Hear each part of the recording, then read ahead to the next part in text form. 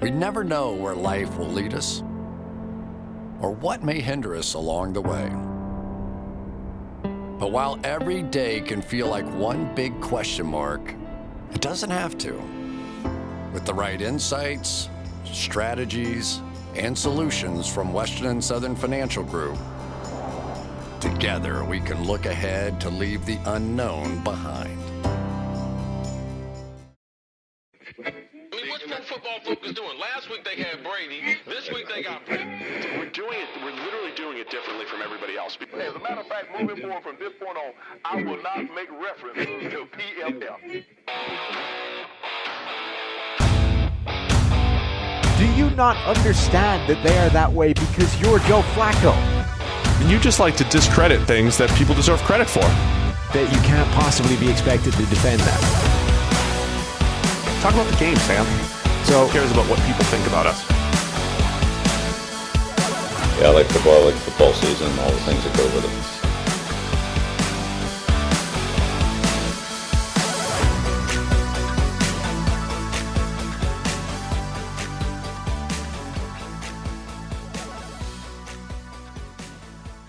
Welcome into the PFF NFL Podcast. Steve Palazzolo back here with Sam Monson. It's Super Bowl week, so we'll get into the Super Bowl and then, of course, some free agency talk. Sam, you ready to go?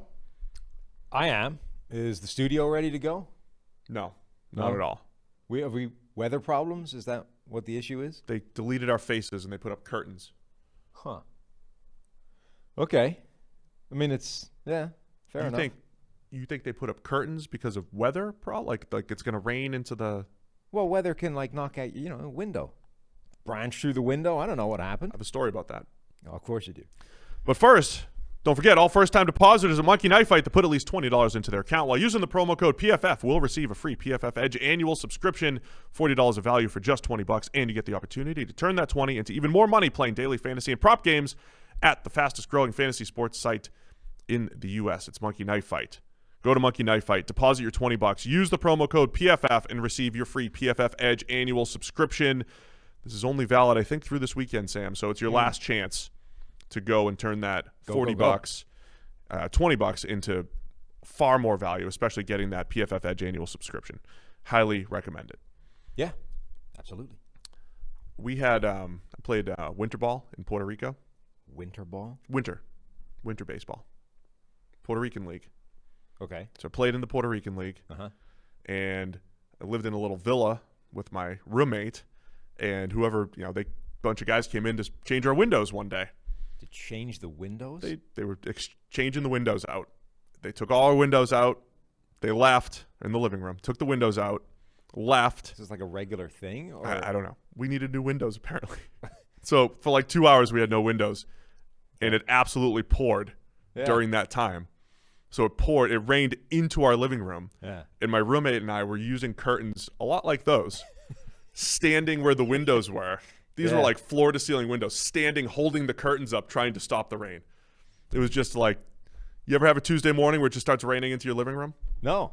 Well, because I usually have windows. Well, that was our Tuesday morning. Or at the very minimum, I don't have them removed until somebody's there with replacements ready to put them right back in. That was our Tuesday morning. Look, the people don't like stories, though, so we're going to get to the football stuff. So we have a Super Bowl preview. We're bringing in Brad Spielberger. He is our contract expert over here at PFF. We're going to talk free agency. We're going to talk about his salary, contract projection, some of the work he's done using PFF data to project things going forward, who's going to make the most money in free agency. So we'll get into that, and we'll bring him on a little bit later. But let's get into Super Bowl 55. Chiefs, Bucks. Discuss. Let's go. Okay. Let's get into it. That's structured, huh? Yeah. I see. Another game of the playoffs where we've seen it already earlier in the season. This feels like, is this an abnormal year for how many of those we've had? Every game seems to have been a rematch. I looked it up. Well done. The two championship games were rematches. The divisional round, I think Saints-Bucks was a rematch, but Chiefs-Browns wasn't, and Rams-Packers wasn't. Right. What was the other one? Buffalo Ravens also wasn't. Yeah, so but the week before, the wild card round, I think, was a lot of rematches. Yeah. It feels like there's been a lot of rematches. And it's an interesting dynamic, right? How much you looked it up. Did you get anywhere with your looking up? Or I didn't come up with a number. I know the last 3 games were. The 3 biggest games were all rematches. You went deep with the research, I see. Okay. You were so excited, and I know. I thought you had like an answer for me. I let you down. Yeah, the last 3 have been rematches. How's that? Yeah, I already knew that, but okay. So same stuff we talked about last week. How much does the last matchup actually matter? And particularly because, again, like some of the other rematches, like the first time they met was such an extreme version of what was going to happen. The first quarter, Tyreek Hill 7 for 7 for 203 yards, like just absolutely torched this Tampa Bay defense. Obviously, they made some adjustments as the game went on and slowed that bleeding down. But it's a lot like the Green Bay Tampa Bay rematch, where the first game was such an absurd, extreme version of that game. What do you do? Like, do you expect the same thing to happen? Is Tampa Bay's primary focus going into this game Tyreek Hill on the basis that he put up 200 yards in the first quarter the last time they met, and therefore that's the first thing we have to take away before we do anything else? Or do they go, well, that was freaky. That's probably not happening twice. Let's construct a more rational game plan. Human nature would say stop Tyreek, right? But our guy Timo, he's a Bucs guy and all that stuff, follows them closely and was thinking maybe that is the best strategy still. So even though Tyreek goes off for 200, and you really can't cover him one-on-one. Like, he's going to get behind the defense. If he's going to get by you. But making Mahomes make 30 and 40-yard throws over and over again, more than capable of doing that, but making him make those low percentage throws. Because what happened with the game after that is interesting as well. Mahomes fumbles in the red zone, and that was a big part of what closed the gap in the game. Mm-hmm. And then the Bucs just played a lot softer. And the game went from track meet, Chiefs are just dominating, Mahomes and Tyreek are unstoppable, and it started looking like the Chiefs' offense of the last couple weeks, actually, which was Browns and Bills playing a little bit softer, allowing the underneath stuff, and the Chiefs just matriculating up the field. Wow. In old school Chiefs fashion, Sam. So I think that's the interesting component. Do the Bucs say, yeah, we got to stop Tyreek, but we already kind of figured out the answer. We did that in the second half of the game and slowed them down, and we went bend but don't break, and then made some red zone stops? Or did they say, all right, Mahomes, do it again. Hit every one of those throws again. I think it's going to be, let's play it a little bit safer, keep things underneath. It's another one of those games as well where the strategy, if there is one, again, Mahomes has reached this point of, like, what the hell is the game plan? Like, just in a vacuum. Forget what you do well and what they do well. What are you supposed to do to stop Patrick Mahomes, right? That, I think, is an existential question that every team facing the Chiefs is looking at when they go into a game. Let's assume for a moment, given how ridiculously well he carves up the blitz, the answer is not to blitz. Or the answer is very not to blitz, right? Whatever you do, don't blitz. Right now, Mahomes has a passer rating of 136 against the blitz. Yikes. Right. Perfect passer rating is 158.3. He's at 136 against the blitz. Probably not what you want to do, therefore. And there was no better example, I think, than against the Ravens. Ravens blitz as much as anybody in the NFL, led the league in blitz rate this year, led it in 2019 as well. And they're good at it, right? They don't just blitz, but they're very good at, A, the way they blitz to generate pressure, and B, covering it up on the back end. So one of the reasons most teams don't blitz a ton is because it leaves a hole somewhere in your coverage. And the Ravens are very good at, A, so if you know where the hole is, the opposition probably knows where the hole is, and that's where the ball is going to get passed, right? You pass in behind the blitz, big play, it's a problem. The Ravens are very good at knowing that you know that, and therefore putting a guy right there and sort of dropping somebody into that space and causing you to hold the ball a split second longer, go somewhere else, and that's when the blitz actually gets home. But when Kansas City played Baltimore, it was like the Chiefs knew the playbook. It was like they knew exactly where Baltimore were going to drop players and therefore where to target. It was like 3 steps of chess further on. And Tampa Bay is one of those teams that blitzes a lot. On the season, only Baltimore and Arizona have blitzed more than Tampa Bay. So their game plan typically is blitz. Send the house, send pressure, get after the quarterback. They didn't do it against Mahomes the last time they played, and given what we know, that's the right way of approaching it. They blitzed 18% against Mahomes versus 42% against the rest of the league. Do they come after him more this time? So that's an interesting one. I think we need to get into that offensive line discussion with the Chiefs because Right. that will Also influence that. That might exactly influence that decision. I want to go back really quick, though, because you said, how do you stop the Chiefs? And I think as far as stopping Mahomes through the years, the Patriots have done it, right? Mm-hmm. He's got a low 60s passing grade against the Patriots. But the dynamic here is you'll hear a lot of people say Patrick Mahomes has never had a bad game. And depending on which stats you look at, Right. it's true, right? Because against the Patriots, he has a low 60s PFF grade, but his passer rating is still about 105. So statistically, he really hasn't had a bad game. But you take your chance. Like if Mahomes doesn't play well and you force him to some turnover-worthy throws, like that's your best bet. You want to be able to do that. But my point is replicating the Patriots' strategy is really, really difficult for defenses. It's a lot easier for offenses to morph week to week and adjust to what the defense is doing. It's not easy for a defense that plays zone, say, or blitzes like crazy or whatever their thing is to go say, well, let's dial up what the Patriots do, which is play cover one and which is man coverage across the board with 2 extra defenders. And what the Patriots do is take those 2 extra defenders and get creative with it. They might double Tyreek. They might double Kelsey. They might double both. They might just sit in the middle of the field, right? And it's the uniqueness of the extra defenders while playing pretty good man coverage, which the Patriots do well. So the challenge here, I don't think the Bucs can just like dust off a Patriots game plan and say, hey, that works against Mahomes. No, but that's the big issue is that most teams just don't have the horses to do the first part of that, right? Which is play pretty good man coverage across the board before you start figuring out where you're putting the sort of the free hole defenders. Like that's the benefit of that defense is that you get those 2 guys to start playing with, which is what you need when you're trying to deal with Kelsey and Tyreek Hill. You effectively need 2 free defenders to be able to move around the defense and essentially take those 2 guys away, bracket cover both of them. The problem is, in order to free up those 2 guys, you need to have confidence that everybody else can hold up in man coverage, at least initially, before you start getting creative. And most teams just don't have that and are not creative enough to manage it. So that, I think, is a definite problem. The idea that Mahomes has never had a bad game statistically, it's really fascinating, right? Because you can look at that and make the argument of, well, okay, if the Patriots held him to a PFF grade in the 60s, but his passer rating was 105, what's the point, right? Like he's therefore still productive, therefore it's not actually having any effect, therefore why is that good? But I think fundamentally, if you are forcing it, one illustrates just how freaking hard to stop the Chiefs are, because even if you do limit their best player, they're so good everywhere else. All of the other things we've talked about in terms of Andy Reid and the weapons and the creativity and the screen game and the RPOs, there's so much free yardage and production there that even if you slow down Mahomes, everybody else can pick up the slack and they beat you anyway. But I do think there's value in this idea of, it's the Bill Belichick thinking of, if you can at least force a team to plan B, it's probably a good thing inherently, just in and of itself. Even if they might be good enough to beat you anyway, but at least you haven't let them beat you doing the thing they're most comfortable doing. You've at least forced them into an area of discomfort, which has made their life more difficult. Now, again, that doesn't mean you're going to win.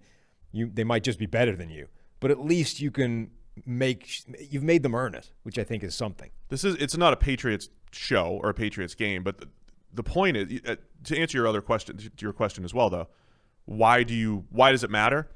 It matters because Mahomes has 10 turnover-worthy plays in 4 games against New England through the years, and only 3 interceptions. So the part of the production that he's had against New England has actually been luck. The other part is, like, again, when they played New England earlier this year, he had 2 tap pass touchdowns. That essentially he had the worst game of his season was against New England, and he had 2 tap passes for touchdowns that put his rating over 100 and made the stats look good. So that's why statistically the Chiefs offense doesn't really slump or have bad games. And it's not just sort of, it's not that they just made his stats look good. It is production that the offense was having. It just didn't really involve Mahomes, which is, I think, the point is that you can slow Mahomes down and still have everybody else in that offense pick up the slack because it's so good. But the point you made, I think, about the turnovers is a good one, right? One of the reasons his grade was low is because he put the ball in harm's way.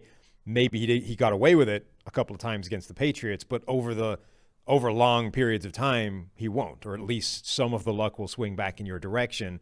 So again, it's playing the percentages. It's the better way of doing it, because even if you can ride that luck for a while, sooner or later you're going to catch a break and get a turnover. So that brings me to my next point. I still want to get to the Chiefs' offensive line in a minute, but Chris Collinsworth podcast this week, he had John Gruden on, which I thought was great. Really great interview. Go check it out. Because Gruden talks about some real stuff, and maybe, Live Air recruits Richard Sherman, who's a pending free agent. So it's a great interview, but Gruden's played both teams this year with the Raiders, played the Bucs, played the Chiefs, and he made the comments that a lot of analysts make, which is, well, the Bucs got to sit on the ball. They got to keep Mahomes off the field. But the argument against that is always whether Mahomes plays great, good, or below average to the point we made it with the Patriots, the Chiefs still score points. Yeah. And it's not like you could just have, well, we'll keep Mahomes to 6 possessions.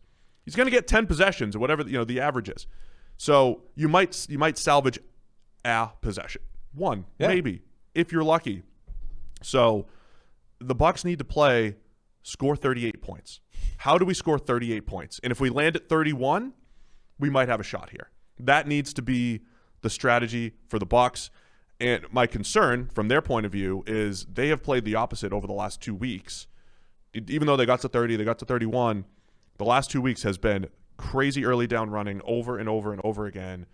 They need to be aggressive, and it's got to be a Brady and playmakers game, not a Leonard Fournette game. Ooh, playoff Lenny. Playoff Lenny, yeah, playoff Lenny. I know he had one great run against the Packers. It was awesome. It was a great run. Yeah, equaled 6 points. It's got to be a passing attack for the Bucs. Has to be. One of the things I was thinking about as well about this game is, for all the previewing and analysis and sort of scheme conceptualizing before a game of how things are going to go, you get into a game, somebody scores like 2 early touchdowns, and the game plan goes out the window, and game flow takes over from that point on, right? It completely alters the path of the way the game was going to go. When I look at this game, I think that basically every way that can happen hurts the Bucs. So whatever you think about, either they get a lead or they don't. Yeah, but either way, it's bad for them. It's just I think unique against the Chiefs. So let's say Tampa Bay gets down in a hurry, they already know that the Chiefs are going to put up a ton of points. If they get down by double digits, I know. Look, one of the benefits of playing with Tom Brady is this man has like unbreakable mental strength, right? And he's never done. He always thinks he can come back, but not everybody else there does. There's a bunch of Bucs players that for them, this has already been their Super Bowl. Like guys crying after the NFC Championship game. They've never been anywhere near this. Like Mike Evans didn't know there was a ceremony after the NFC Championship game. It had never occurred to him, right? He's never been there. So like if he's playing with a bunch of guys for whom this is their first shot at this, and they don't have the experience of this game the way he does.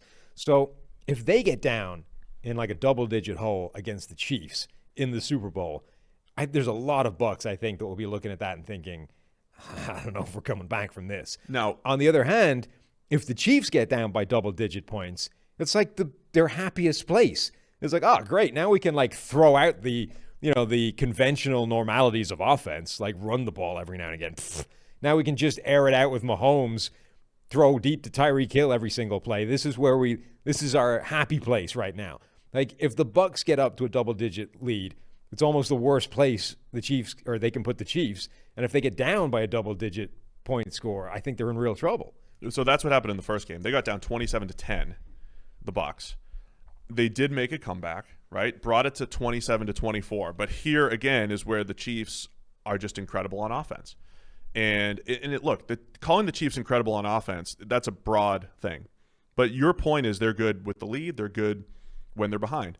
They went 4-minute. The 4-minute offense is designed to run out the clock, right? You have a lead, you run out the clock. In the first game, the Chiefs got the ball with 4 minutes and 10 seconds left and a 3-point lead. And Brady, who was heating up, ready to make his classic fourth quarter comeback, didn't see the ball again. With 4 minutes and 10 seconds left, the Chiefs had Mahomes pick up a first down with a scramble, with 2 scrambles, and they ran a couple times, and then they, of course, on 3rd and 7, connected with Tyreek Hill, their third down guy, 8 yards on 3rd and 7. That's all they needed. That's what they got. That sealed the deal, and the Bucs never see the ball again. So your point is essentially the Chiefs can Their offense is just good. Whether they're down or whether they're running the clock out, they're really good. And, yeah. So the Bucs have to play an outstanding game. And I think let's go to the offensive line stuff now. So Eric Fisher's hurt. He's out for the game. Mike Remmers moves from right tackle to left tackle.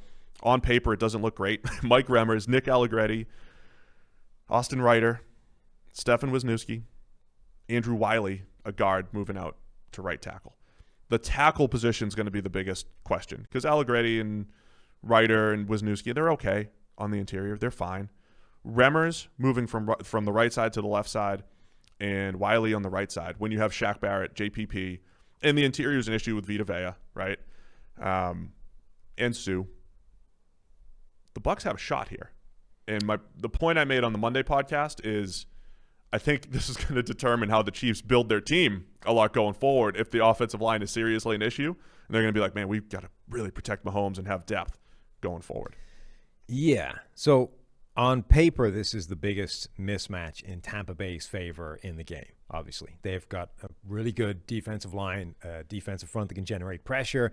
Vita Vea with another week under his belt could potentially be even better this week.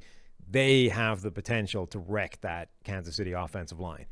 On the other hand, the Chiefs' offensive line on paper has looked like ass for a while. Like, okay, all you've done is lost one more guy. Now, okay, eventually you probably do reach a tipping point. In theory, it weakens two spots because you move Remmers at least to a new position. He's used to playing right tackle. In theory, that's a tough challenge. Yes. Offensive linemen tell me that's a tough challenge. But how much did you weaken it? It's, you know what I mean? Like Eric Fisher's been solid, but I mean, you know, my point is that it's not like the line was great and then suddenly heading into this week it's going to be a disaster. The line was already bad and you've made it a little bit worse. How big a problem is that really? And for the Chiefs in particular, all the stuff we talk about, you know, Mahomes, the argument is Mahomes is fantastic, but he has Kelsey and Tyreek Hill and Andy Reid, and they are one of the most RPO-heavy offenses in the NFL. They have a ton of creative screens. They do a bunch of stuff that makes his life easier. And that's why that when Mahomes does have a bad game, they still put up a passer rating of over 100. And that because even though Mahomes is sort of fantastic, he's putting up otherworldly numbers because he has all these other things helping him as well. And that's why put together, all of that makes the Chiefs unstoppable. Those things all help offensive line as well. So the RPO game means that there's a bunch of plays where offensive linemen are not pass blocking. They're literally run blocking. They're not, that's what the RPO is. The offensive line is run blocking on the play. They're literally not part of the protection. So there's a whole bunch of those plays. The screen, same thing. They're not pass blocking. There's a whole bunch of plays where their ineptitude trying to contain pass blockers or pass rushers is not a factor. So all of these things that are designed to help the offense and Mahomes just have a byproduct already of helping out the offensive line. So these are all reasons that I just don't see it being like a critical factor in the game. I think it's Tampa Bay's best shot if they can like make that a big problem for Kansas City. But the Chiefs are they're still top half in the NFL in terms of pressure rate this year. They don't, even with the bad offensive line, it's not the catastrophe it would be for the Bucs. Like if the Bucs were rolling out a team full of backup offensive linemen, forget it. Like game over. Don't even show up.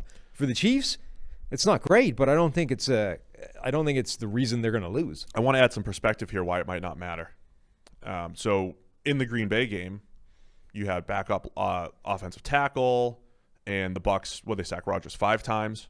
And who does Patrick Mahomes get compared to the most? It's Aaron Rodgers, right? And with good reason, right? In pocket stuff, outside the pocket stuff, arm talent, all of it's great. But the one difference in Mahomes and Rodgers so far is Mahomes doesn't get sacked. And whether that is in part because, a big chunk of the plays are unsackable, so to speak, screens and plays we're inviting the rush and RPOs and all that stuff. That definitely helps the old sack percentage. But just using sack percentage of total dropbacks, historically, Patrick Mahomes, 5th lowest sack percentage in NFL history. Mm-hmm. Early, and he's young. He's early in his career. He's just ahead of Drew Brees, who gets rid of the ball lightning quick, Brady's at 11th. Now, if you just, Brady early in his career took a lot more sacks, recently, but they're about the same type of guy. Mahomes and Brady at avoiding sacks, not getting sacked, which is essentially a QB type of stat. Rodgers, but just by comparison, is 84th in NFL history. Almost 2 times as many, almost double the sack percentage as Mahomes. And critically, Mahomes does that whilst holding onto the ball an age. Exactly. He's in the bottom 10. I mean, I've got 42 quarterbacks here, but he's like 7th in terms of the duration which he holds onto the ball. So it's a great point. All the RPO stuff, the screen stuff, all those things, also those plays where Mahomes just like drops out of the pocket and keeps like backpedaling to right field inanely and then suddenly fires the ball back, first down, Travis Kelce. Those are plays where, again, it doesn't matter how bad the offensive line are because Mahomes is already saying, I don't care what you're doing. I'm like shuttling over here outside the pocket. You're like where you were setting up the pass block is irrelevant to me on this play. I'm dropping to 15 yards and moving to my right. It doesn't matter if you're like face first in the turf and JPP is bearing down on me. So this is why I think if people, I don't listen to a whole lot of Super Bowl analysis. I'm trying to keep a fresh mind here. Keep yourself pure? Yes. Okay. But if people are saying, hey, they just, Rodgers had some backups out there and they just sacked him 5 times, they'll do the same for Mahomes. I don't think that's the point in the game. I have heard that.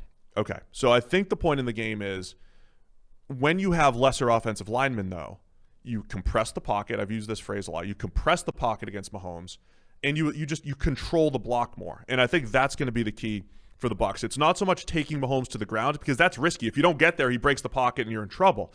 You compress it, watch the escape lanes. Yeah. But your goal is to have him miss the open throws that are behind you, right? By having a little bit of pressure in his face. I think everyone will focus on JPP and Shaq Barrett against the tackles, right? And that being the weakness. I think if the Bucs are going to turn this into a thing that actually affects the game, the guy that will do that is Vita Vea because he can like basically smash that pocket from the inside. And right. Mahomes typically likes to escape out of the back of the pocket and around the edge anyway. And you just keep your pad level on the edge. Yes. So if all you have to do is to say JPP and Shaq Barrett, you're probably going to win your block anyway. Just make sure you win to the edge because Vita Vea is coming up the middle. If Mahomes is going anywhere, he's coming past you. Make sure he doesn't get outside of you. Right. That, I think, is where they have a chance to really impact this because Vea is 350 pounds worth of guy who can actually rush the passer. If he starts to squeeze Mahomes from the inside, force him Aaron Donald style into those edge rushers who don't even have to win, they just have to be there, that can really impact the game. If they just expect like those guys are going to win around the edge, they're going to get after Mahomes, that will cause problems. I don't think that's going to happen. So this comes back to that initial point that we made, right? If you're the Bucs, do you say, go ahead, hit Tyreek 40 yards down the field over and over again like you did in the first matchup? Because it's a longer developing play and your O-line does need to hold up a little bit better? Or does the Bucs game plan of keeping it safe actually play into the Chiefs' hands because they're like, hey, we needed to protect our offensive line anyway. We are going to try to get the ball out a little bit quicker. We are going to try to run those zillion quick outs that are wide open. And that's what happened. Like that was the Tyreek factor in the first game, right? You're so afraid of him over the top, a free 8 to 10 yards over and over and over again. And we've seen the Chiefs are more than willing to take that. Yeah, I do wonder though to what extent. Usually it is. Usually it's true that the deeper downfield you're targeting, the longer it takes for the pass or for the quarterback to actually fire the ball away. I do kind of wonder though how much that's actually true with Mahomes because a lot of the time he's really good at doing that sort of Chad Pennington thing of put the ball in the air early, right? You just compared Patrick Mahomes to Chad Pennington? I did, yeah. And you know why? Because that's how comparisons work. I am fed up of people spasming at the concept of just invoking comparisons. Tweet copy. Here's the thing, right? NFL podcast. Sam Monson compares Patrick Mahomes to Chad Pennington. People have forgotten the definition of the word to compare, right? To compare does not mean to equate. When I say I can compare you to the curtain, right? It doesn't mean I'm saying you are the curtain. Just because we're wearing the same color? Though you are wearing the same color. That's the beauty of this. I can say Steve is a lot like that curtain because they're wearing the same shade of whatever the hell color that is. It doesn't mean I'm saying you are a curtain or the curtain is you. To compare is to find similarities and differences between the two things. So I can compare Mahomes to Chad Pennington and say, you know what's interesting between those two guys? They're both very good at putting a deep pass in the air early and letting a guy run under it, and therefore it doesn't really matter how far you can throw it. Because Mahomes can throw the ball like 90 yards, and Chad Pennington can throw it like 34 on a good day, right? So those are the differences and similarities. That is to compare. The difference between that and to equate, which is to say Patrick Mahomes equals Chad Pennington, is stark and giant, and yet people seem to have lost that ability. What I'm hearing is Patrick Mahomes is Chad Pennington per PFF Sam. It's just what I'm hearing. Hear whatever you want. Anyway, my point is, it's a good point. The deep pass isn't necessarily going to be a long developing pass. It can be one where he's putting the ball in the air early, which he will do if Tyreek Hill is streaking past people 5 yards. Let's wrap up this side of the ball. Chiefs offense, Bucks defense. How do you see it playing out? What do you think the Bucks strategy is, and how do the Chiefs handle that? I mean, I think their strategy will be effectively similar in terms of they're not going to blitz him.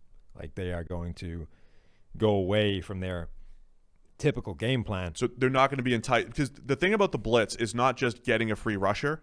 It's also that you know your rushers are getting one-on-ones. You know that JPP's one-on-one. You know that Shaq Barrett's 101. How tempted are the Bucs to say, man, one-on-one with Remmers and Wiley on the edge, and a potential for one of our speedy linebackers maybe to get a shot on Mahomes? Yeah. They're tempted, no? The problem is you also put everyone essentially one-on-one on the back end as well, and given what happened to them the last time, I don't think they're going to be willing to embrace that as a strategy.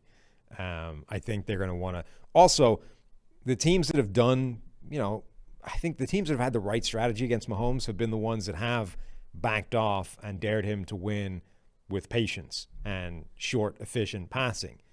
Again, it's not to say that you're going to win doing that, but it probably is your best shot. The Bills strategy. The Bills have had two very good game plans against Mahomes and come off second best both times. It didn't mean that the game plans weren't good or that they were sort of successful in terms of Mahomes still got it done. But if that is that versus giving up 200 yards to Tyreek Hill in the first quarter, you're better off doing the first one, right? So I think Tampa Bay should have discovered, or should have, the learning from what they've seen this season is that if you're going to beat Mahomes, you're going to do it by backing off, making him be patient and efficient and executing well and just hoping for the best at that point. Yeah, I mean, I think the Chiefs are going to score points. Yeah. Obviously. This is not breaking news. I think they'll get to 30, right? At least 30, maybe 27. I mean, if you're the Bucs, you're happy and you just say, okay, we got to get more than 27. You haven't mentioned the weather, though. Thunderstorms. Yeah, let's get an update on that. Can we get a weather update? I looked earlier in the week and it looked clear. So it's now gotten to potential rain. Thunderstorms. Yeah, rain, thunderstorms. Come on, you can't have thunderstorms in a Super Bowl. If everyone has to bail to the locker rooms for an hour while the lightning passes, that's going to put a damper on the whole affair. Oh, that'd be great. Yeah, let's check Tampa. This is good podcasting here. Good radio. See what my update is. What do you got? Sunday, 72 degrees, 60% chance of rain. That's a reasonable Thunderstorms percentage. in the morning, then skies turning partly cloudy late. That was Pete Schrager. I saw Schrager. That's where you saw it, right? Was Schrager or is it was somewhere else? Schefter might have tweeted it. Yeah, well, come on, Adam. Sunday night, 32% These things change, chance. I mean, what was thunderstorms in the afternoon a few days ago might be thunderstorms in the morning now. Yeah, 32% chance of rain is 30% Sunday night. Now, what's considered night? Is that 5 p.m.? Is that 8 p.m.? I don't know. Weather.com. Yeah, I don't know if the rain could be a little bit of a factor for the pass game, potentially. So, that might be the Bucs' best shot, right? It's that rain comes down and slows down the Chiefs themselves. Yeah, potentially. Good luck trying to cover Tyreek when you don't have the footing. It's also potentially good for Kansas City in terms of nothing's going to slow down a pass rush more than soggy underfooting. True. Speaking of pass rush, let's go to the other side. Bucs offense, Chiefs defense. There's some high-level stuff that's big here. Brady versus Spags. Huge stuff there. But Chris Jones versus Aaron Stinney, the most experienced offensive lineman for the Bucs, the worst offensive lineman for the Bucs, losing, having a backup guard there with Chris Jones, and Chris Jones doesn't line up exclusively over right guard. He should in this game. He'll switch sides, but in this game, he probably should. The problem with doing that, though, is the Bucs will use a lot of 2 tight end sets where there is a run threat, and when there's a run threat, it's not as simple as Jones just you want to play the defense that you call. Chris Jones is going to play 3 technique for the most part, which is why he's going to line up over the guard. So it's not as simple as just put him over right guard the whole time. But I wouldn't be surprised if coming out of this game, it's another wow, Chris Jones just had 8 to 10 pressures and, was the best defensive player on the field. Yeah. I mean, Stinney has now started 2 games. He has a pass blocking grade of 48 in the first one and 27 in the second one. So, and if anything, the competition is going to be worse, harder in the Super Bowl. Yeah. So you should probably expect Aaron Stinney to get his ass kicked in this game. And when that has happened for Tampa Bay this season, when they have one offensive lineman that has been a turnstile, that has caused them problems. It's usually been the other side with Ali Marpet down. But usually it's not, we talk all the time about the things that move the needle the most in terms of winning games. It's quarterback, it's wide receiver, it's corner. This has the potential to be a one-on-one trench matchup battle that actually changes the outcome of a game. Yeah, it's also extreme. Yes. Extreme matchups. Right. The offensive line is usually not about how good players are. It's about how bad the weakest link is, because if your weakest link is tissue paper thin, it can lose every single snap and ruin every single passing play you have called. Well, look at Von Miller in the Super Bowl against the Panthers. It was Mike Remmers that he dominated. But it's like if you just can't block somebody up front, that's a massive issue. Particularly inside when you have an immobile statue of Tom Brady behind you. Oh, the hate. Well, it's not hate. It's a nimble 43. Reality. He's pliable at least. I'm sure he's stretchy, but he might need to be because he's about to get jumped on by Chris Jones a bunch of times. So the big matchup, though, of course, is Spags against Brady. Spags was the defensive coordinator. 2007, the undefeated Patriots against the Giants. Yeah. They held one of the best offenses of all time, maybe the best of all time, down to only 14 points in that game. In the first matchup here, the first matchup was like a microcosm of everything we've discussed about the Bucs this year, which was when they're blitzed, do they have answers? Are they on the same page? Brady threw an interception in this game trying to throw a hot route to Mike Evans. Mike Evans might not have been in the right. It didn't really matter. The throw was off, hit a defensive player. Was Evans in the right spot? Do they have answers to the blitz? And I went back and rewatched all that. The pre-snap motion that Spagnuolo is using every single snap over and over and over again. It looks like single high. Now it's too high. It looks like all out blitz and it's single. I mean, it's just rotating and it just puts enough indecision into the quarterback, even a veteran 43-year-old like Brady, enough indecision for him and his receivers to be on the same page that I think it's just really tough to be efficient and complete pass after pass after pass like I think the Bucs are going to need to do to win this game. Yeah, and Spagnuolo, the big difference between him and what went before him was this ability to game plan on a specific game-by-game basis, and that's what most of the best coaches in the NFL are able to do. It's what Belichick did so well for years. Gloss came off that a little bit with no Brady apparently. But the point is, when you get to the playoffs, that's when you need that, because you're going to come up against the best teams in the NFL. And what you do normally might not work. So Tampa Bay is a good example of that. They like to blitz a ton. Against the Chiefs, that probably isn't the right way of going. So your ability to game plan something else is going to be big in determining who wins the game. The Chiefs, Spagnuolo's defenses have taken a step up in the postseason. Like they're allowing almost half a yard less per play in the postseason than they are during the regular season, when in theory they're going up against better competition. So he's done an incredible job, not just with those, dating back to those Giants teams, of dialing something up for the playoffs that the offenses have just struggled with. The Chiefs, we've used this stat the last few weeks as well. Lowest passer rating on passes thrown beyond the line of scrimmage, beyond the first down marker. And Tom Brady, the guy that some people like to criticize for being a dink and dunk quarterback, has thrown the ball beyond the line of scrimmage at a higher percentage than anyone else. He has fully taken to the Bruce Arians system in that regard, right? So something's got to give there. It's not necessarily strength against strength, but it's the Chiefs' strength against what the Bucs like to do, and they're pretty good at it, right? Brady's had an excellent season, number 2 graded quarterback this year. Something has to give there, and I think in the first matchup, a lot of what you saw was inconsistent offense from the Bucs in the first half, but then there was a couple big plays. So as much as Spags, I think snap for snap challenges the offense, what the Chiefs' defense needs to avoid is in the first matchup you had a pass to the flat for Ronald Jones where he just runs by everybody for like a 38-yard touchdown. Late in the game, you have Mike Evans run a little double move, and he's wide open up the seam. Like, there were a couple easy throws in there. Gronk ran through the defense for a big 40-plus yarder. So snap for snap, the Chiefs, I'd say, got the better of the Bucs. And Brady also had one incredible throw to Chris Godwin on a post where he was getting smacked in the mouth. Like, so there's 3, 4, 5 big plays that the Bucs created there that were either a coverage bust or just general bad defense by Kansas City. But much like we saw, say, in the Green Bay, that was the Green Bay game 2 weeks ago, wasn't it? I mean, the Bucs had a few big plays, but like snap for snap, it was like, you're getting 2 yards here and -2 there and incompletion there. So I think the Bucs need to play a more efficient game, and the Chiefs are looking to at least avoid the big plays. Yeah, and we say this pretty much every week, but this Tom Brady, Bruce Arians offense, it's skewed more Arians than it has Brady in terms of where they were coming from last year's.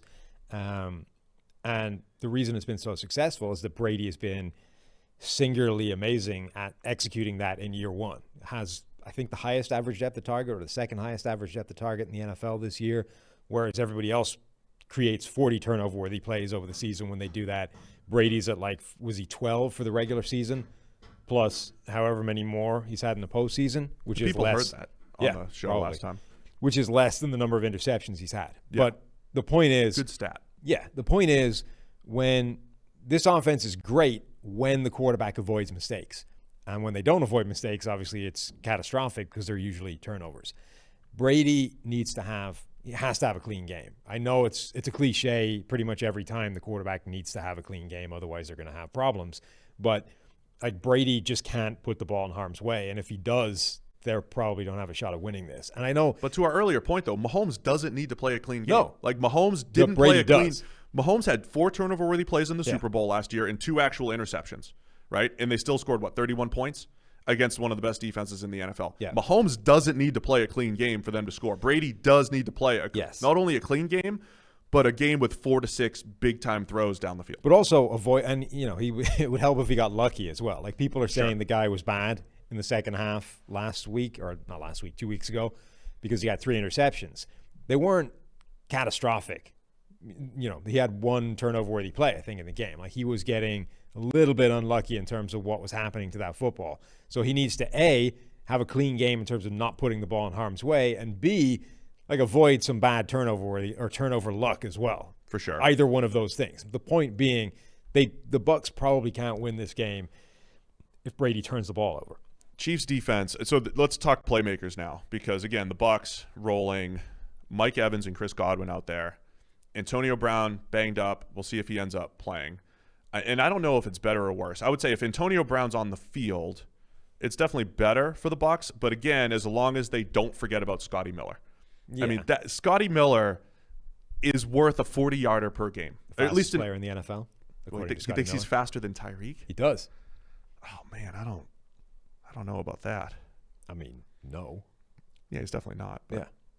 All I'm saying is Scotty Miller will give you an opportunity for an explosive play. And he has 9 on the season. So it's not like he literally has one every single week, but it's because once Antonio Brown showed up, he wasn't getting nearly as many snaps. Scotty Miller gives you a chance to flip the field, man, to get behind the defense. So I think the Bucs' best strategy is, have Antonio Brown there, and you get your top 3, get some Scotty Miller snaps in there, take those shots, and try to get the ball down the field. But the more you hand off to Leonard Fournette or Ronald Jones, the less Mike Evans, Chris Godwin, Antonio Brown, Scotty Miller, Cameron Brate, and Rob Gronkowski have a chance to make big plays. True. If you were a speedy wide receiver, how fast would your official 40 time need to be before you'd even float the concept of being faster than Tyreek Hill? I'd have to have a recorded 4.19. 4.19. Yeah. I think if you get... Or like John Ross could probably lay claim. Like, hey, I ran a 4.22. Well, you ran a 4.29 or whatever, Tyreek. Because of the nature of these things, right? Racing in pads, whatever. If I had a 4.3 flat on my resume, like a laser time 4.3 flat, I'd think about it. Scotty Miller has a 4.39. It's a full... No. Look, come on. Tyreek ran like an official 4.27, 8, whatever he's in it the is. 4.2s, and he might be faster than that. Yeah, plays faster on the field. Right, you ran like a 4.4 flat. Stop it. That's like, it's not slow, but there's like a bunch of big, relatively pedestrian guys that run a 4.4 flat. Forget it. I think I had a 4.9 in me at one point. Yeah. Maybe not. Anyway. Well, you should, there's only like 7 steps for you. It's true. It's all about how steps. long can it take? It's all about the steps. It's funny because the Chiefs cornerbacks if you just said coming into the season, we got Travarius Ward, Bashad Breeland, and rookie L'Jarius Sneed at corner. You're like, oh my gosh, like what? The Chiefs are we're saying this. The Chiefs are rolling in with this group. As much as I love L'Jarius Sneed, one of my favorite mid-round sleepers in the draft, wasn't expecting him to be the highest graded rookie corner this year, which he was. But that has turned into a pretty good group. And it's not just a pretty good group. Like Ward is good, Travarius is good against bigger receivers. Bashad Breeland's good on the outside, again, like playing man coverage. He's having his best season in a while, and Sneed's really taken to the nickel spot. So it is actually really good matchups here. Yeah. I think the Chiefs again are weaker at linebacker and then Daniel Sorensen in the middle of the field where the tight ends can do some damage. The problem there is Tyrann Mathieu is always lurking, and again, I think that's what makes the Chiefs defense difficult to complete passes against. And they've been changing how they use some of these guys as well. Like L'Jarius Sneed has suddenly become a threat on the blitz. Didn't have more than one blitz up until week 13, had 2 in week 13, and then 15, 16, and then the 2 playoff games. He's had 4, 4, 5, and 7. Like they've been ramping up how much they send him on the blitz, which can only make things more problematic for opposing offenses. Like he's had a sack in 4 straight games. That's crazy. As a cornerback. And that's what I'm saying about Spags' defense, man. They're coming from all angles. It's got to be it's Brady and the receivers need to be on the same page. And that's where it tends to be like, does that make it a Gronk game? Like, does he have the most confidence that Gronk's going to be? That's like beating the blitz is the quarterback and the receiver being on the same page and just the receiver knowing where to be, and the trust factor, right? And being open. Does that make it a Gronk game again? He had a big game against the Chiefs the first time around. And so it could be. This is the Gronk versus Kelsey game. Somehow both the same age, despite like they're the same age? There's like 3 months between them. But they came into the league like 3 years apart. Gronk had like 45 touchdowns before Travis Kelsey had taken an NFL snap. Real young when he came in, And Kelsey was like 25 when he came into the league. Kelsey's the guy now. Kelsey's right, but so Kelsey's consequently, better. Kelsey is like in his prime, whereas Gronk has already declined, retired, and come back at the point where and they're the same age. It breaks my brain that those two are effectively peers. Man, there's really a million different things to discuss here. The Bucs 2 safeties, Antoine Winfield, Jordan Whitehead might be banged up and hurt. JPP didn't practice on Wednesday, so there's still a lot of storylines in this game. But bottom line, we're gonna wrap it up. Do you want to talk legacy stuff at all? Do you buy into the Mahomes, Brady legacy stuff, and what's this going to do for? It's pretty simple, right? What's it going to do for sports talk radio for the next 15 years? Brady wins. Brady ascends to the Michael Jordan plane of there will never be a bad word said about him until 25 years later when there's a new guy and we're like, oh, he wasn't really that good in the first place if you actually look at his numbers. Jordan was overrated. Right. It's like, hey, if you actually look at these scenarios where Jordan really choked, it's bad. And then everyone will mock that guy for going against like the conventional mythology that's arisen around this guy. So that's where Brady goes with another ring. Also, poor old Bill Belichick sitting at home just getting more and more bitter about the whole thing. Anyway, Mahomes, it's the chance to, prevent the GOAT taking further steps ahead of where you need to get to, right? If you're Patrick Mahomes, your eventual goal in all this is to be better than Brady by the end of your careers. If Brady gets another ring, that just set you back, particularly if it's one that you could have gotten by winning against him. I don't think it really affects anything from Mahomes other than Brady taking a step ahead of him in terms of where he needs to be. But like his legacy is, he's still got plenty of time. He'll still have a ring and have been to 2 Super Bowls at the age of 25 and 3 straight AFC Championship games. Mahomes is still going to be seen as the best player in the NFL, almost, regardless of what happens in this game. The only thing that happens that can affect him is that instead of being 6-2, he goes 7-1 down in Super Bowl rings, which just makes the legacy chasing harder. I think Brady just has so much to gain, and I don't think he's got much to lose. But it's all house money, right? Yeah, it's all house money. There are people that still think, well, Montana didn't lose a Super Bowl. It's like, well, Brady went to 6 more Super Bowls than him. That means he didn't lose in the championship game or the divisional round. I did hear somebody unironically the other day try and make the case that Montana was a better quarterback than Tom Brady. Stop it. It's like, look, I think there was a period during Brady's career where you could genuinely make the case that, look, he's ridden his luck a lot and he was on some very good teams and he wasn't that great. And you can kind of, put down a lot of the winning stuff to things other than Brady, right? But since that point, he's had another Hall of Fame career. Right. It's time to drop that. Like, it's done. Whatever argument you may have had 8 years ago is no longer valid. And if you're still clinging to that, it's just time to come off the table. Hold on. Here's some perspective. I tweeted this out the other day. I wasn't expecting it to take off like it did. But Peyton Manning's going into the Hall of Fame this weekend. Yeah. That's Brady's biggest rival. Right. Peyton Manning's going into the Hall of Fame, and Brady's playing in the Super Bowl. And it's not like Peyton hung it up early. Like, Peyton was 39 or something when he retired. And since Peyton's retired, Brady's been to 4 different Super Bowls. Yeah. Yeah. Okay, so Brady's, real quick, just to wrap it up, because we'll do our picks.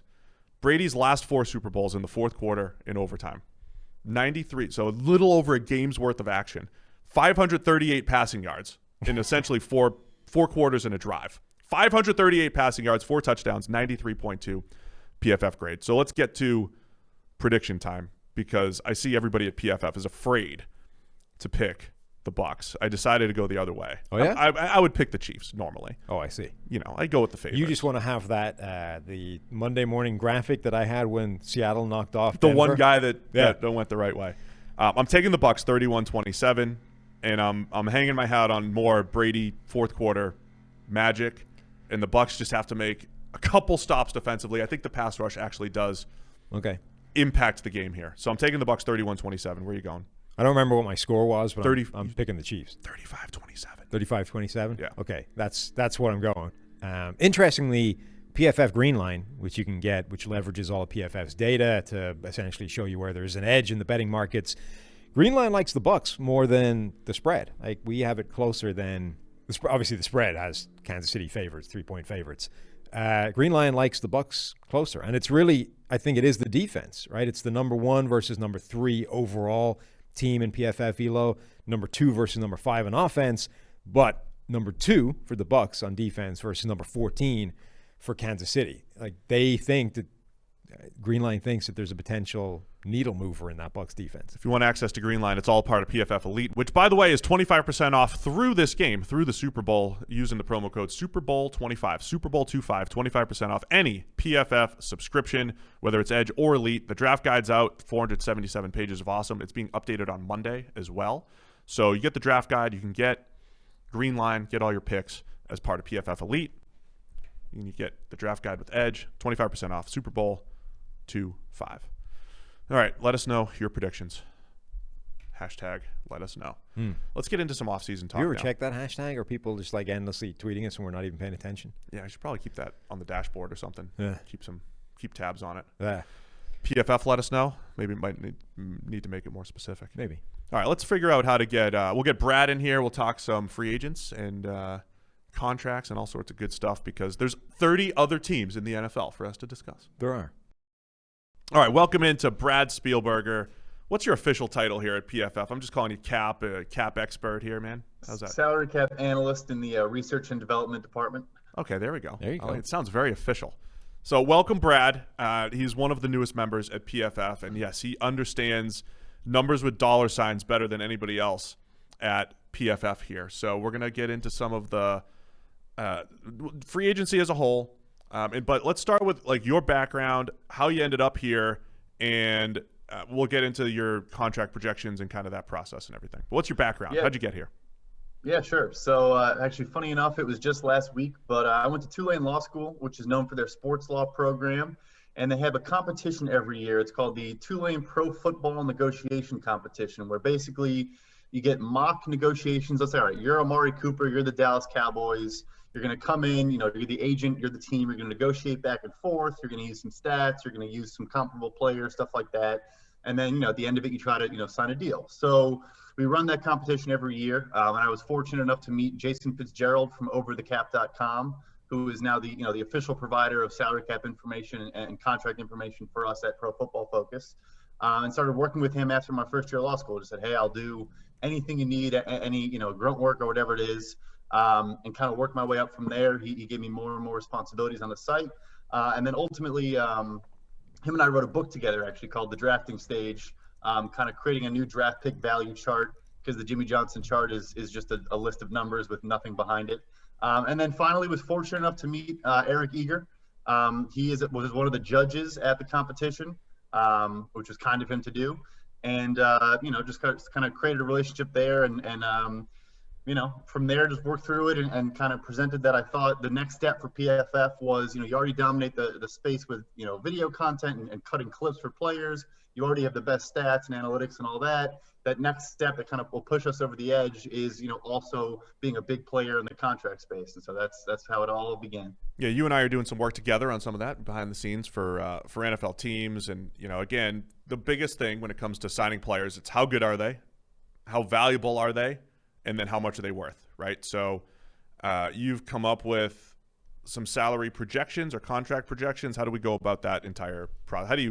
What goes into that process for you? Yeah, so, first you just analyze the market, from a 30,000-foot view, just how many teams have a need for this position. Something I learned later also is you got to look in the draft, not the full draft, but maybe the top 50 or top 100, how many, good players at each position are there going to be. Because sometimes teams will say, yeah, we could pay a guy, or we think this guy could be an impact player right away.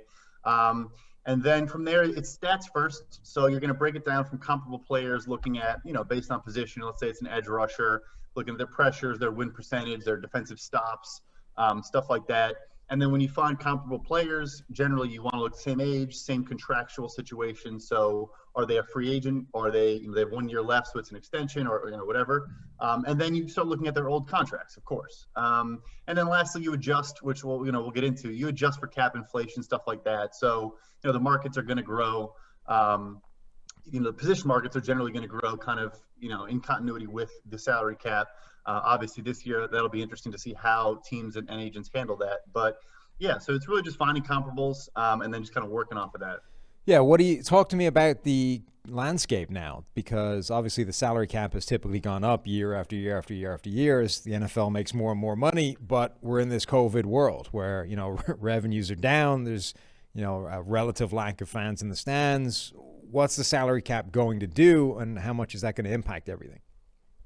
Yeah, so I think one of the biggest misconceptions about the salary cap in a general sense is folks thinking that, it's a 1 year window, or that you have to fit under the, the 1 year cap, and that's what you're working with. And obviously you have to be cap compliant, but it's really the full, or 95% of current year. And then you can borrow money from, 4 years down the line by pushing money down the line, stuff like that. So we call that the Saints. Oh, go ahead.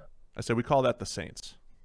Yes, we call it the Saints and Eagles and void years and all sorts of tricks they use to just house money in the future. And of course, the credit card bill always comes due, as we know with our GameStop shares. But in the short term, you can just kind of roll along and like you said, the cap generally is going to go up about 6% a year, which has been about 10 million in recent years. And then of course, unfortunately now that's not the case. But I think we saw with the Rams trade, with the Goff Stafford trade, that, that's a signal that teams, yes, they're obviously going to have to make some maneuvers this offseason. But I think they're generally bullish. I think the 17th regular season game is going to obviously, create an influx of revenue. I think gambling money is going to be another influx of new revenue streams. So like I said, they're going to look at, okay, we just need to push money into the future and then hope that the cap does spike as we expected.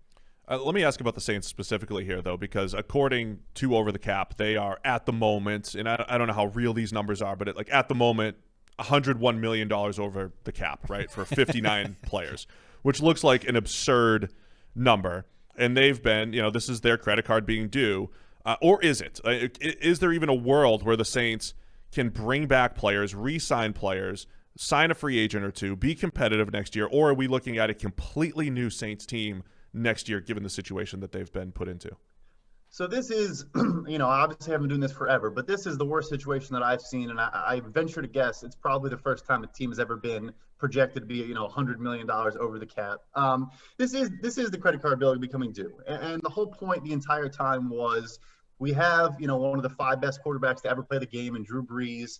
Why not just continue to build around him and continue to, kind of capitalize on this window we have?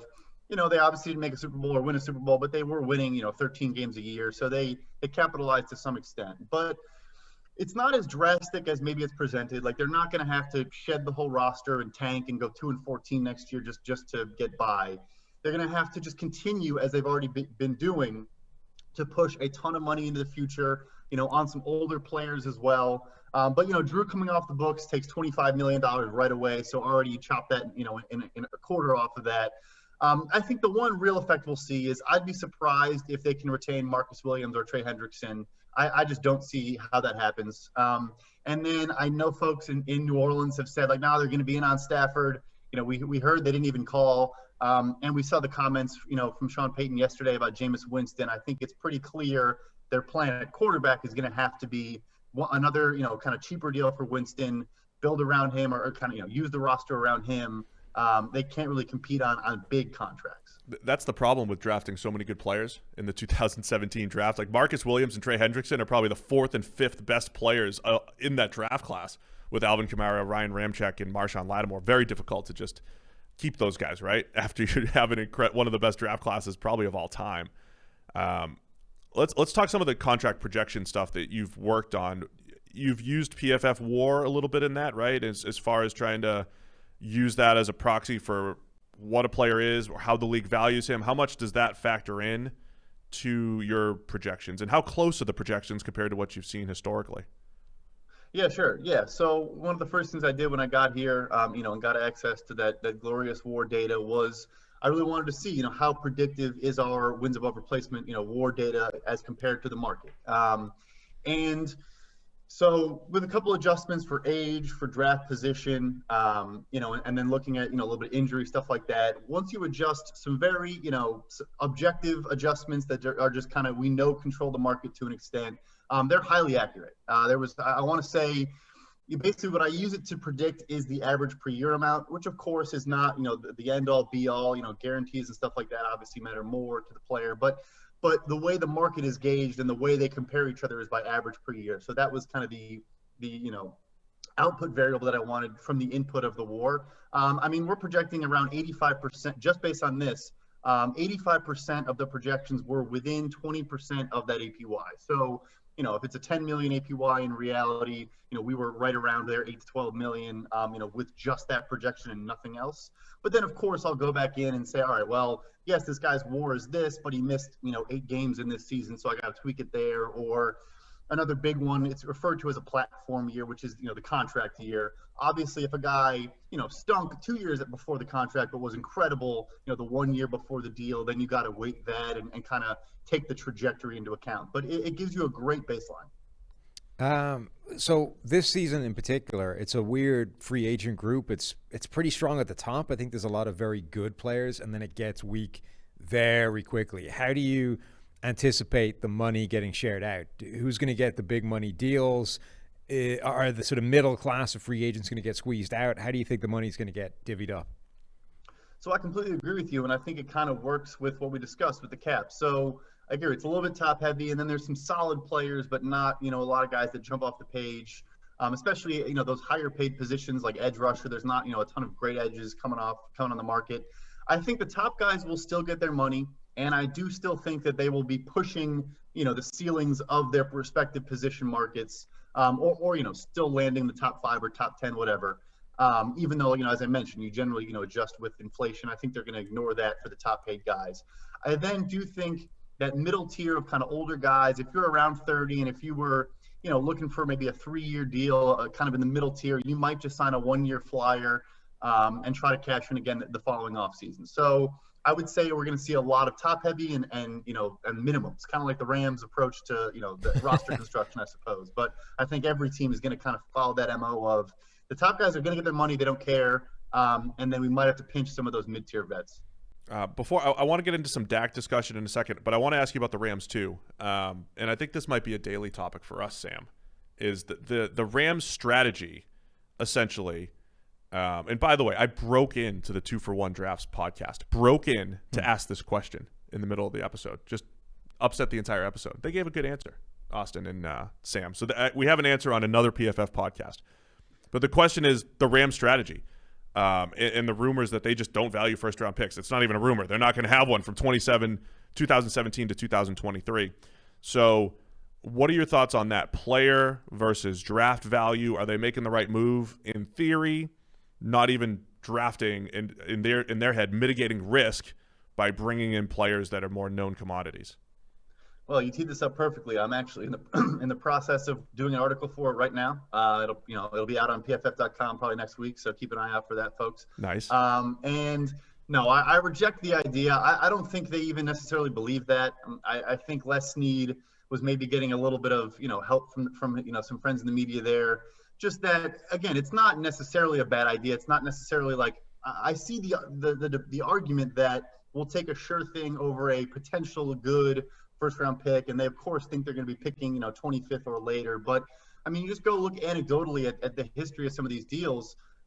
Even off the top of the head, an easy one, the Jay Cutler trade was the exact same trade. It was 2 first-round picks, a third-round pick, and Kyle Orton for, which, it's a little bit mean to Jared Goff, but for Jay Cutler. So yeah. Exact same trade. The Bears then gave him a gigantic extension, which maybe Stafford doesn't get, but, I wouldn't be surprised there. And then he was never a top half of the league quarterback. Again, per our wins above replacement. His best Bear season, I think, was 19th, in WAR. So there's no such thing as a sure thing. With players either. And then the component that no one talks about is the surplus value of that rookie contract. So even look at an example from this past year, Stephon Diggs leads the NFL in receptions and receiving yards, has an incredible season, and the Vikings still got a better or equally good receiver on a deal that's worth $10 or $15 million less over the next or per year over the next 3 years. So, again, it's anecdotal, of course. They could have taken Jalen Rager or somebody else. But right. But I reject the idea that it's a sound strategy over the long haul. It's eventually going to catch up to you. But I do recognize that if you have arguably the best defensive player of all time in Aaron Donald, you have Jalen Ramsey, one of the best corners, if not the best corner in the league. The entire offense is under contract. All their weapons are already signed. Then be aggressive, go for a window. Why would you try to, carry Jared Goff and add, 20th overall pick first rounders to try to get over the hump? Yeah, I get it there. But in general, no. And obviously we see these trades for, edge rushers and safeties and stuff like that. And that's obviously, not great business over the long haul. How do you think that the Dak Prescott Dallas Cowboys thing is going to work its way out? And why has it got to the point it's gotten where, there's still no deal done? I think part of Dallas's negotiating strategy is they like to, quote unquote, win the negotiation. And I think that's it. I understand wanting to, exert control and be the big dog in the negotiating room and all that. But at a certain point, it benefits both parties to just take care of your guy, make sure he's happy, he's comfortable, he's not, worried about getting hurt or anything like that. And he just has a deal that's requisite with his talent and his value. And it just works out for both parties. So I think a little bit of that comes in. I really don't think they think that he's a true franchise quarterback, and they look at their roster and say, well, he's obviously been productive, but we've given him, great offensive line play, great weapons, all of these things. So, and then they also, of course, love to argue, well, look, you're going to be a broadcaster, with Jim Nantz in 5 years, or you're going to be, Kellen Moore, you're going to be the coach of a team. So they think there's other aspects of value that they can kind of leverage in a negotiation, which I think probably worked in the past. But I mean, look, we're in kind of a player empowerment era, and I don't think Dak is really falling for any of those tricks. So that being said, I do still think it works out. The quarterback, they're not in position to draft a guy really. They could try to, trade up, I suppose. But they have this roster now that's, quote unquote, win now roster. And they saw how bad it got when they lost Dak. So I do think it's going to work out. I think he's going to settle in around Deshaun Watson's value. The years is the biggest holding point there. He wants a shorter deal to cash in again. They want a longer deal. Who knows how that works out. But I do think eventually it works out. It's just a matter of, I think the Cowboys need to be, I think they're the ones that need to move. Yeah, that makes sense. How much do you think is them having that hard line in the sand? You mentioned that, you don't think they 100% buy into the idea that he is this transcendent franchise quarterback. And I think there's pretty good evidence to support that. Independent of them, he isn't and hasn't been at the level of Mahomes, Aaron Rodgers, even Deshaun Watson from what we saw from Watson this year. So how much do you think they're actually right to say, look, you're not at this level. Like, we don't want to pay you Deshaun Watson money. We don't want to pay you Patrick Mahomes money because right now you haven't shown us Deshaun Watson, Patrick Mahomes play. And is there a scenario where they say, look, this is your value and we're not going beyond this, and if we need to divorce because of that, that's how it's going to go? Yeah, I guess to an extent you could argue they're the first team that's kind of, which we think probably should happen at some point, the first team that realizes like these second-tier quarterback contracts, when you're paying, a Derek Carr, a Jimmy Garoppolo, a Kirk Cousins, whatever, when those guys come to the market and they're setting the market and getting the highest contract in the NFL just because they happen to be a top half of the league quarterback, that's hitting free agency and that's the only reason they get this deal, maybe they're pushing back on that and saying, look, we understand that's how it's been. We understand the next guy up, if he's good, generally gets that big deal. But we have a number set at, let's say $35 million per year. And we're not going to go past that because we think you're worth a lot and worth a good chunk, but we don't buy into this notion that the next quarterback up has to get the big deal. But that's kind of how the market's been. So they're kind, in a way they're working against the conventions of, how that position market has been treated. And it's tough. Quarterback, it's tough to nitpick with quarterbacks, right? They're the most important player in the building, arguably the most important person in the building. So, I see both sides of the argument. I guess it could get to that point. I don't think it will. Because again, the franchise tag would be $37.7 million, which, could take up like a fifth of the cap next year. So, and they already don't have the greatest cap situation. So that, that's kind of a little bit of leverage for him as well. I think it'll get done, but I do agree. I think they have a number in mind that they would not like to cross. And that's where I think the years comes in. I think what they're probably saying is, we'll give you that number if you give us the fifth year. And Dak is saying, I want that number and I want 4 years. And that's where I think the disconnect is. So Dak's kind of using the Cousins model of, right, shorter contract. Let me hit free agency in 4 years.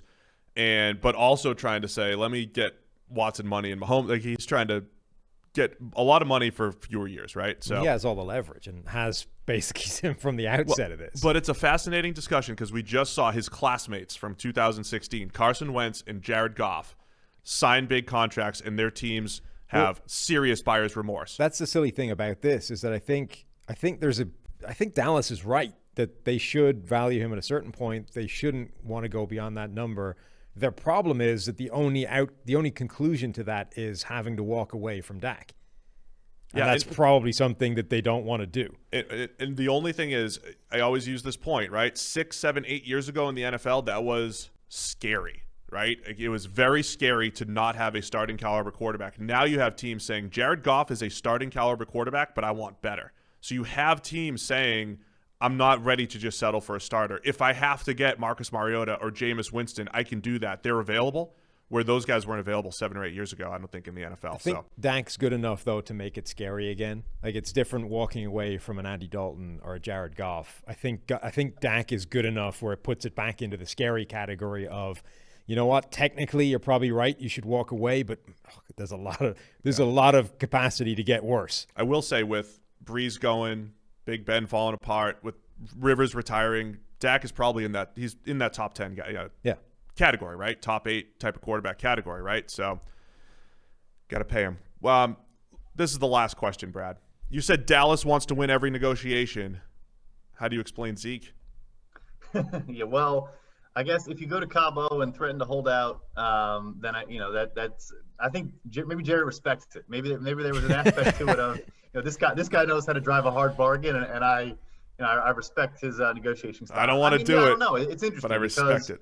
we talk about positional value and all that, and Zeke and Jalen Smith are the ones that were handed, easy extensions, whereas they even let Amari Cooper, reach the tampering window, and per some reports, the Washington football team, I should say, offered him a bigger deal than the one he got from Dallas, and so he then, took a slightly less deal, to stay in Dallas. So it's kind of inexplicable. I obviously don't think they're totally aware of positional value. I suppose the fact they took him 4th overall in the first place obviously hints that a bit, and that's something that I think we saw finally this past offseason, where Zeke's contract was really only surpassed by McCaffrey.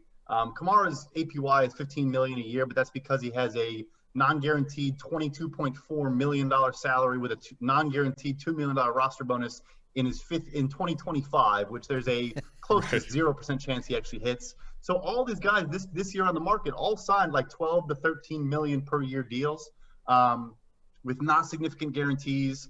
You look at Henry, Cook, Mixon, all these guys. So I think the market has adjusted and has corrected. But unfortunately, they were a little late to the party there, and they followed Gurley with Zeke, and then it's kind of been downhill from there. I love it. Great stuff, Brad. So Brad's, again, new to PFF. You can find him. What's your? Are you at PFF_Brad on Twitter now? Yep. Okay, we allowed I'm him official. The official PFF name. So at PFF_Brad. Check out his work at PFF.com. We'll have him on again, hopefully during free agency, and talk more about this after the deals, and we can analyze it and everything. But great stuff, and nice to have a cap expert here at PFF. So thanks, Brad. Thanks for having me on. All right, that's it, Sam. That was good. Good discussion with Brad. Brings a lot of intelligence to PFF. It's great. Well, that's new. Yeah, that's useful. This is a new one. We've gotten so much smarter from the early days when it was just you and a couple other dudes, huh? Yeah. Started with me. Class of 2011, Sam. Well, yeah, it was Brian like the dip in the middle before we got smarter again. That was Renner. Oh, Renner was the dip. Okay. Yeah.